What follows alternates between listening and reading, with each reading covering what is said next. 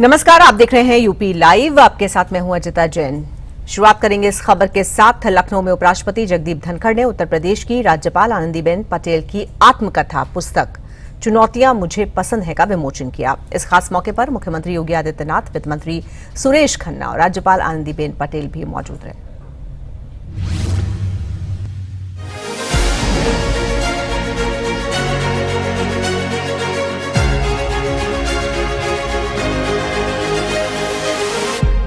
लखनऊ के doctor APJ Abdul Kalam तकनीकी विश्वविद्यालय में एक भव्य समारोह में उपराष्ट्रपति जगदीप धनखड़ ने उत्तर प्रदेश की राज्यपाल आनंदीबेन पटेल की आत्मकथात्मक पुस्तक चुनौतियां मुझे पसंद है का विमोचन किया। इस दौरान मुख्यमंत्री योगी आदित्यनाथ, वित्त मंत्री सुरेश खन्ना, उप मुख्यमंत्री विश पाठक समेत कई दिग्गज मौजूद रहे। पुस्तक में आनंदीबेन पटेल के जीवन की चुनौतियों, उनकी उपलब्धियों और प्रेरणादायी यात्रा का जिक्र है, जो गुजरात की पहली महिला मुख्यमंत्री और यूपी की राज्यपाल के रूप में उनके योगदान को दर्शाती है। इस दौरान मुख्यमंत्री ने कहा कि हम सभी के सामने अक्सर चुनौतियां आती हैं। अगर चुनौती नहीं है तो जीवन का सार भी नष्ट हो जाता है। अगर चुनौतियां हैं तो ये स्पष्ट होता है कि जीवन में अवसर सभी को मिलते हैं, लेकिन कुछ बिखर जाते हैं और कुछ निखर जाते हैं। चुनौतियां मुझे पसंद हैं इस ग्रंथ के रूप में हम सबके सामने आज प्रस्तुत हुआ है, जिसका एक लघु वृत्त चित्र के रूप में हम सब ने अभी यहां पर देखा है। स्वाभाविक रूप से यह हम सबके सामने यह एक चुनौती अक्सर आती है, और मुझे लगता है कि चुनौती नहीं है तो फिर जीवन का सार भी बेकार हो जाता है।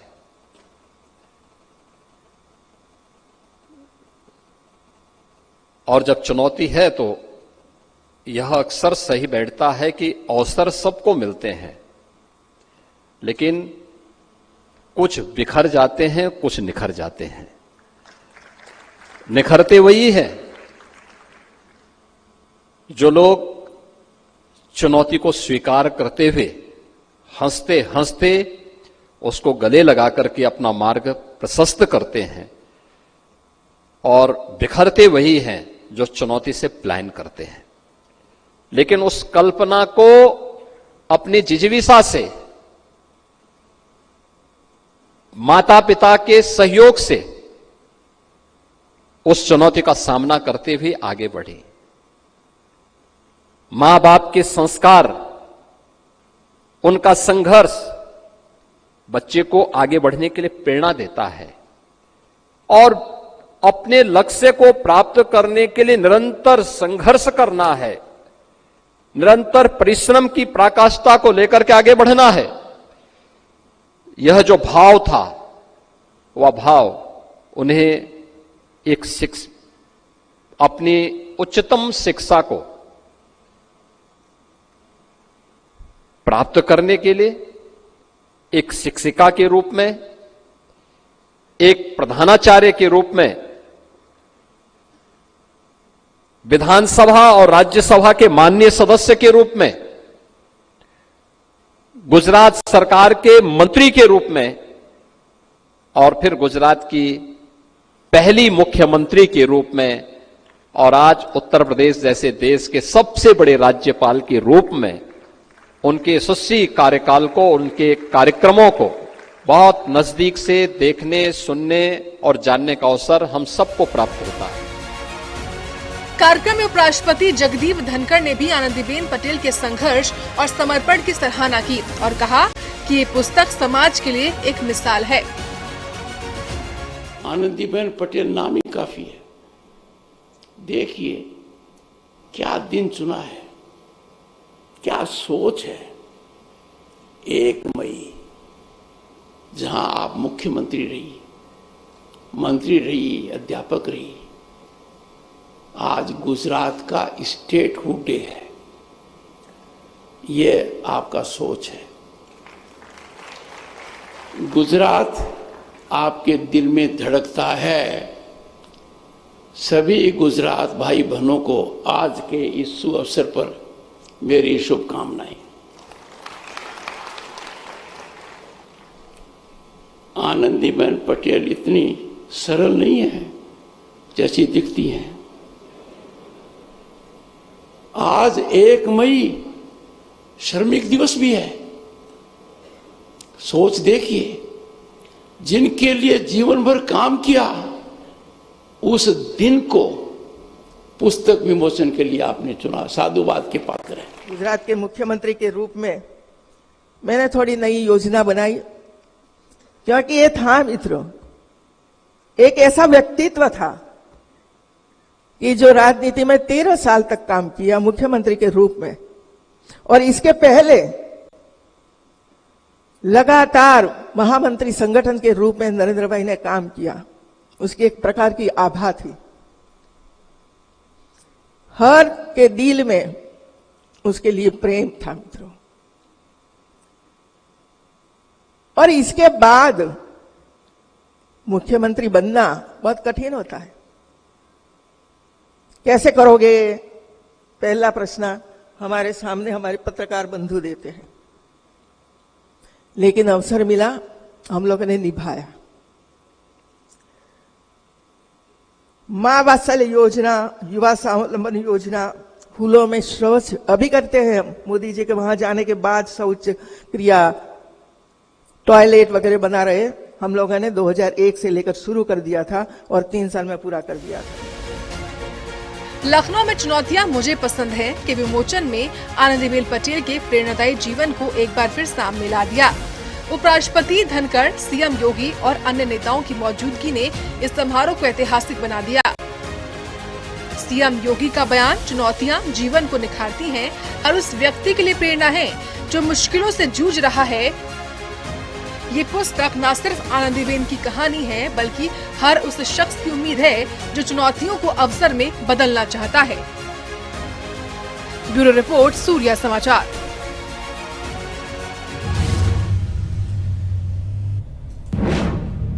उत्तर प्रदेश के डिप्टी सीएम केशव प्रसाद मौर्य ने जाति आधारित जनगणना को शामिल करने के केंद्र सरकार के फैसले का स्वागत किया और विपक्ष पर जमकर निशाना साधा। केशव प्रसाद मौर्य ने राहुल गांधी और अखिलेश यादव को आड़े हाथों लेते हुए कहा कि जब इनके पास सत्ता थी तब इन्होंने पिछड़ों के लिए कुछ नहीं किया।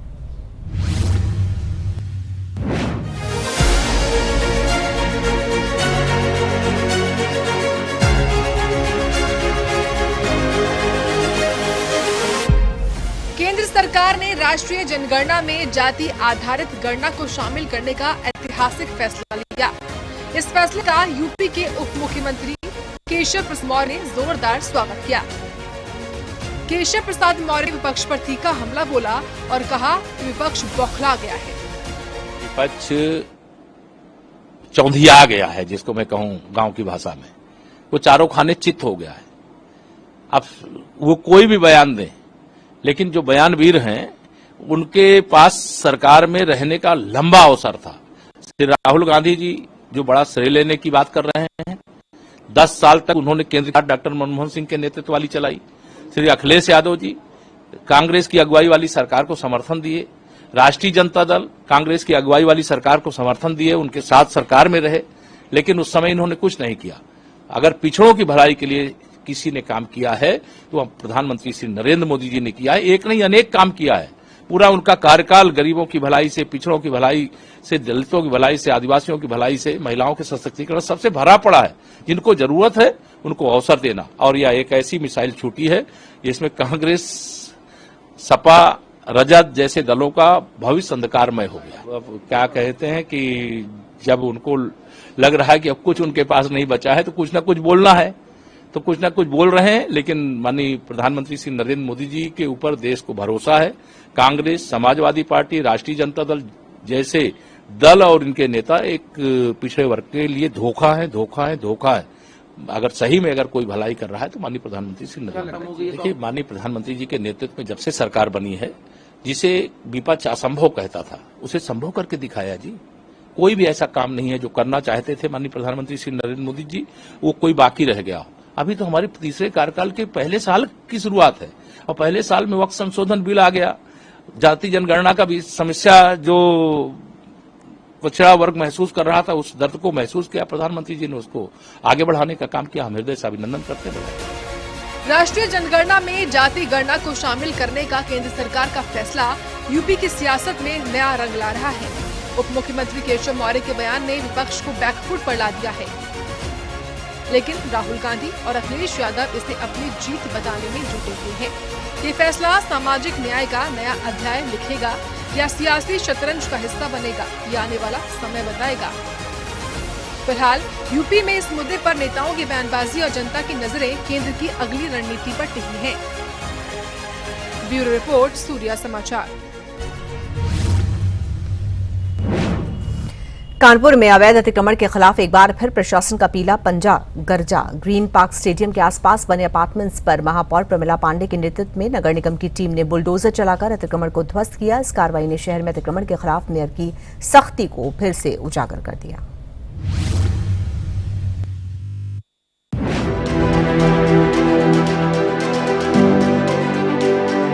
कानपुर के ग्रीन पार्क स्टेडियम के आसपास नगर निगम की टीम ने महापौर प्रमिला पांडे के नेतृत्व में अवैध अतिक्रमण के खिलाफ बड़ी कार्रवाई की है।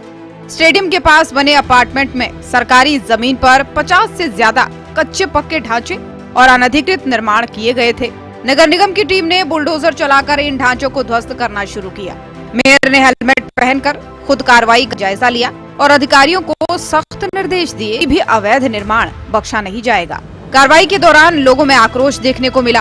कुछ लोग बुलडोजर के सामने खड़े होकर विरोध करने लगे, जबकि अन्य ने मेयर और नगर निगम की टीम से अपने निर्माण को बचाने की गुहार लगाई। स्थिति को नियंत्रित करने के लिए कोतवाली पुलिस और भारी पुलिस बल मौके पर तैनात रहा। वहीं पुलिस ने विरोध करने वालों को खदेड़ा और कुछ मामलों में हल्का बल प्रयोग किया। मेयर प्रमिला पांडे ने कहा कि ग्रीन पार्क स्टेडियम कानपुर की शान है। अवैध अतिक्रमण से न सिर्फ शहर की सुंदरता प्रभावित होती है, बल्कि सुरक्षा को भी खतरा है। ये हम अपने अभियान में सिर्फ नाली के ऊपर का कब्जा और फुटपाथ खाली करा रहे हैं, वही आज भी हो रहा है। नाली फुटपाथ कितने पत्ते तोड़े गए अभी वहाँ से लगा है, मैं अभी आई हूँ, तो हमारे ख्याल से यहाँ वहाँ तक 50-60 तो टूटी है। कब तक अभियान चलेगा ये आपका? अभियान निरंतर चलेगा, नाले के ऊपर चाहे महीना लग जाए, 4 महीना लग जाए। कानपुर में मेयर प्रमिला पांडे की अगुवाई में अतिक्रमण के खिलाफ ये कोई नई कार्रवाई नहीं है। हाल ही में परेड चौराहे से लाल इमली तक और सीसामऊ नाले के पास भी बुलडोजर कार्रवाई हो चुकी है। सीसामऊ में एक बच्चे की नाले में गिरकर मौत के बाद से मेयर ने नालों पर बने 500 से ज्यादा अवैध निर्माणों को ढहाया था, जहां सपा विधायक नसीम सोलंकी ने 7 दिन की मोहलत मांगी थी। ग्रीन पार्क के पास की ये कार्रवाई शहर के सौंदर्यीकरण और यातायात व्यवस्था को सुधारने की दिशा में एक और कदम है। ग्रीन पार्क चौराहे से परमट तक अभियान चलेगा, तो उसी में जितने भी पक्के निर्माण है या अस्थायी निर्माण है सब हटाए जा रहे हैं नाले से। तो कहाँ अभी अभियान शुरुआत हो गई है? कहाँ का चौराहा? ग्रीन पार्क चौराहे से जितने भी निर्माण हमें अवैध मिल रहे हैं सब ध्वस्त किए जा रहे हैं। नाले के ऊपर बनाएगा? नाली के ऊपर जितने भी है और बाकी जनरल भी जो अतिक्रमण किए हुए हैं सब हटाए जा रहे हैं। कानपुर के ग्रीन पार्क स्टेडियम के आसपास अवैध अतिक्रमण पर मेयर प्रमिला पांडे का बुलडोजर एक बार फिर से गरजा। ये कार्रवाई शहर को अतिक्रमण मुक्त करने की दिशा में एक बड़ा कदम है। मेयर की सख्ती ने कानपुर में अतिक्रमण के खिलाफ जंग को और तेज कर दिया है। अब सबकी नजरें इस बात पर हैं कि शहर का सौंदर्यीकरण कैसे नई ऊंचाइयों को छुएगा। ब्यूरो रिपोर्ट, सूर्या समाचार।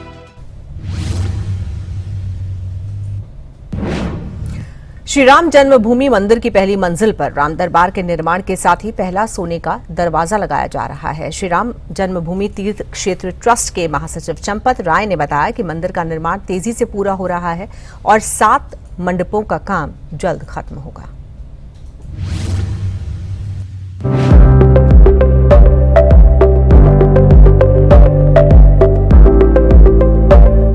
अयोध्या के श्री राम जन्मभूमि मंदिर में निर्माण कार्य पूरे जोरों पर है। श्री राम जन्मभूमि तीर्थ क्षेत्र ट्रस्ट के महासचिव चंपत राय ने बताया कि मंदिर की पहली मंजिल पर राम दरबार का निर्माण तेजी से चल रहा है और इसका पहला सोने का दरवाजा लगाया जा रहा है।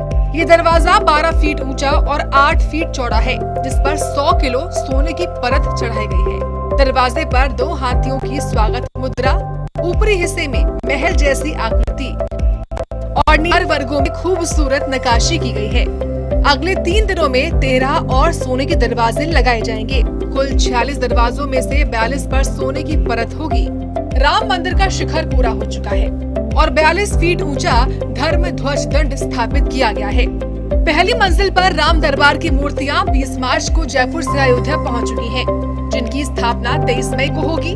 मंदिर परिसर में 7 मंडप, नृत्य, रंग, सभा, प्रार्थना, कीर्तन और अन्य का निर्माण अप्रैल के अंत तक पूरा हो गया था। उत्तर पूर्व में शिव मंदिर और दक्षिण पश्चिम में सूर्य भगवान मंदिर पर कलश स्थापित किए गए हैं। राम मंदिर का निर्माण लार्सन एंड ट्रूपो द्वारा 1800 करोड़ रुपए की लागत से हो रहा है, जिसमें 3.5 लाख दानदाताओं ने 3500 करोड़ रुपए का योगदान दिया है। मंदिर के गर्भगृह में 22 जनवरी 2024 को प्रधानमंत्री ने प्राण प्रतिष्ठा की थी और अब पहली मंजिल पर राम दरबार का निर्माण इसे और भव्य बना रहा है। सोशल मीडिया पर सोने के दरवाजे की तस्वीरें वायरल हो रही हैं और श्रद्धालु इसे आस्था और कला का अनूठा संगम बता रहे हैं। मंदिर परिसर में जटायु की मूर्ति और 392 स्तंभों पर नक्काशीदार देवी देवताओं की आकृतियां भी ध्यान खींच रही हैं। अयोध्या में पर्यटकों की संख्या बढ़ने से योगी सरकार ने कुंभ मॉडल की तर्ज पर सफाई और सुरक्षा व्यवस्था को और सख्त किया है। अयोध्या के श्री राम जन्मभूमि मंदिर में राम दरबार का पहला सोने का दरवाजा न सिर्फ आध्यात्मिकता का प्रतीक है, बल्कि भारतीय शिल्पकला की बेजोड़ मिसाल भी है। 5 जून 2025 तक मंदिर का निर्माण पूरे होने के साथ ही ये तीर्थ स्थल विश्व भर के राम भक्तों के लिए आस्था का नया केंद्र बन जाएगा। सीएम योगी और ट्रस्ट की मेहनत से अयोध्या और वैश्विक पर्यटन का गढ़ बनने की ओर अग्रसर है। ब्यूरो रिपोर्ट, सूर्य समाचार।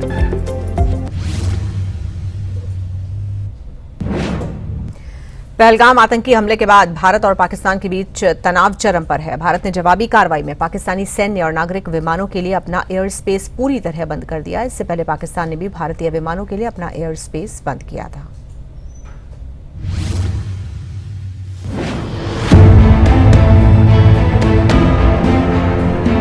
जम्मू कश्मीर के पहलगाम में 22 अप्रैल को हुए आतंकी हमले ने भारत पाकिस्तान संबंधों को नई गहराई तक पहुंचा दिया। आतंकियों ने कई पर्यटकों की गोली मारकर हत्या कर दी। जवाब में भारत ने बुधवार को नोटिस जारी कर पाकिस्तानी सैन्य और नागरिक विमानों के लिए अपना एयर स्पेस बंद कर दिया।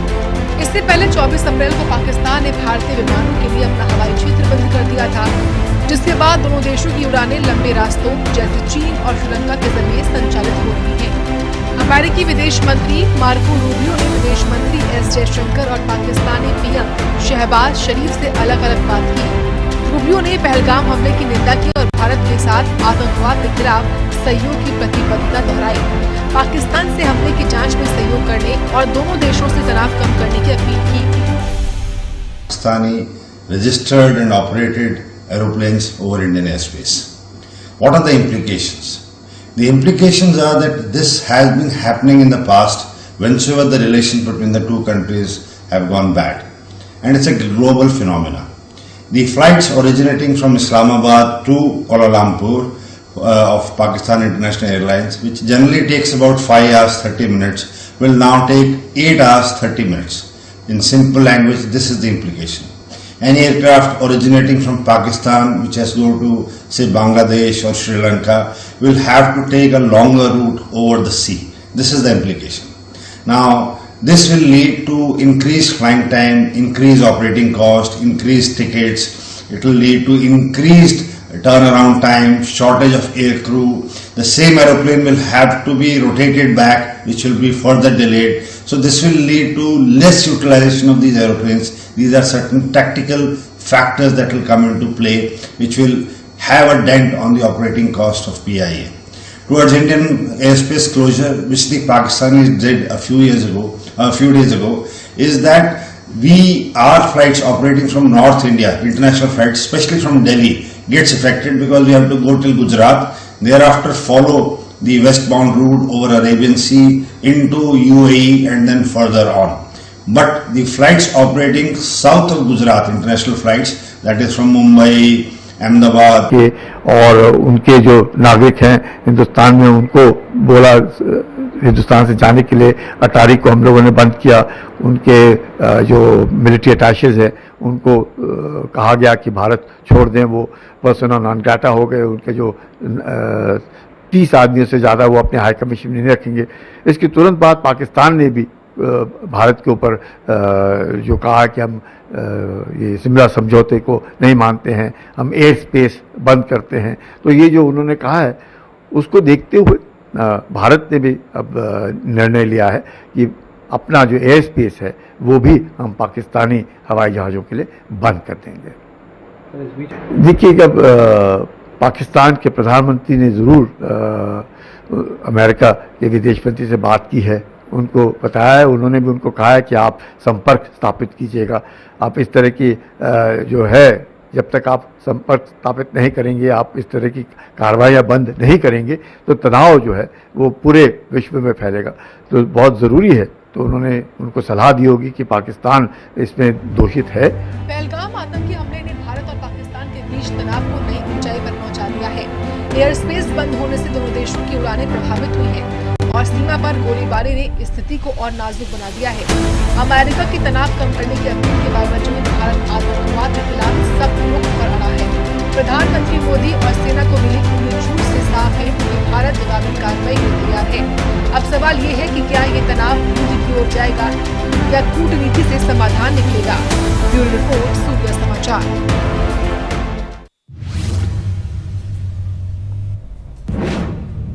और इसी के साथ इस बुलेटिन में इतना ही। वक्त एक ब्रेक का हो गया है। देखते रहिए सूर्य समाचार। नमस्कार।